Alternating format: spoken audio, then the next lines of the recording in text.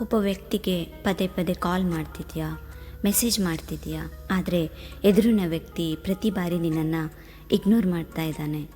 ಅವನು ಅಥವಾ ಅವಳು ತಮ್ಮ ವರ್ತನೆಯ ಮೂಲಕ ಸ್ಪಷ್ಟವಾಗಿ ಹೇಳುತ್ತಿದ್ದಾರೆ, ನನಗೆ ನಿನ್ನ ಬಗ್ಗೆ ಆಸಕ್ತಿ ಇಲ್ಲ. ಹಾಗಿದ್ದರೂ ನೀನು ಅವರ ಹಿಂದೆ ಓಡುತ್ತಿದ್ದೀಯ ಯಾಕೆ?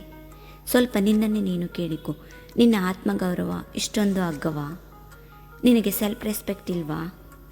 ಒಬ್ಬರ ಗಮನಕ್ಕಾಗಿ ನಿನ್ನ ಮೌಲ್ಯವನ್ನೇ ಕಳೆದುಕೊಳ್ಳುವಷ್ಟು ನೀನು ಸಣ್ಣವನಲ್ಲ. ಒಮ್ಮೆ ನಿನ್ನ ಜೀವನದ ಕಡೆಗೆ ತಿರುಗಿ ನೋಡು. ನಿನ್ನ ನಗುವನ್ನು ನೋಡಿ ಸಂತೋಷ ಪಡುವವರು ಇದ್ದಾರೆ, ನಿನ್ನೊಂದಿಗೆ ಮಾತನಾಡಲು ಕಾಯುವವರು ಇದ್ದಾರೆ, ನಿನ್ನ ಸಮಯಕ್ಕೂ ನಿನ್ನ ಉಪಸ್ಥಿತಿಗೂ ಬೆಲೆ ಕೊಡುವವರು ಇದ್ದಾರೆ. ಆದರೆ ನೀನು ಮಾತ್ರ ನಿನ್ನ ಇರುವಿಕೆಯಿಂದ ಯಾವುದೇ ವ್ಯತ್ಯಾಸವಾಗದ ವ್ಯಕ್ತಿಯ ಹಿಂದೆ ಓಡುತ್ತಿದ್ದೀಯ. ನೆನಪಿರಲಿ, ಎಲ್ಲಿ ನಿನಗೆ ಗೌರವ ಇಲ್ಲವೋ, ಎಲ್ಲಿ ನಿನ್ನ ಉಪಸ್ಥಿತಿಗೆ ಬೆಲೆ ಇಲ್ಲವೋ, ಎಲ್ಲಿ ನಿನ್ನನ್ನು ಅವರ ಜೀವನದಲ್ಲಿ ಬಯಸುವುದೇ ಇಲ್ಲವೋ, ಅಲ್ಲಿ ಬಲವಂತವಾಗಿ ಜಾಗ ಕೇಳಬೇಡ. ಪ್ರೀತಿ ಕೇಳಿಕೊಂಡು ಸಿಗುವುದಿಲ್ಲ, ಹಾಗೆಯೇ ಗೌರವ ಭಿಕ್ಷೆಯಿಂದ ಸಿಗುವುದಿಲ್ಲ.